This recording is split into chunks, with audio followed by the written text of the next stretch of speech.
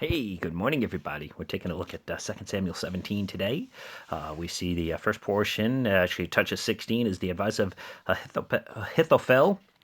He gives Absalom some advice, and then Absalom goes ahead and goes to Hushai and says, "Okay, what do you say about what this guy said?" And of course, Hushai was he's with David somehow. He's connected to David, and he gives him advice against what Ahithophel says, because Ahithophel's plan is a very good plan.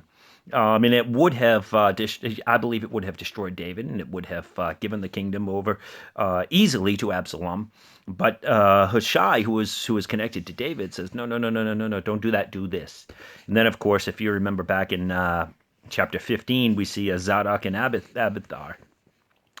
Hushai goes and tells them, and then they get word to David and stuff like that. But what I'm looking at here is in verse 23, it says, "Now when Ahithophel saw that his advice was not followed, he saddled a donkey and arose and went home to his house, to his city. Then he put his household in order and hanged himself and died and was buried in his father's tomb." It just reminded me a little bit of somebody else that hung himself and died was Judas. Judas went against Jesus, and here we see Ahithophel goes against King David.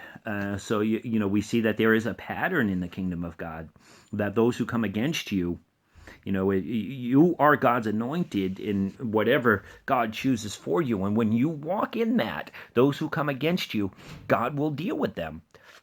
God will deal with them in somehow. So it's not. We need to leave our revenge and avenging up to God. We need to leave it all up to Him, because you know what? He knows the secret things.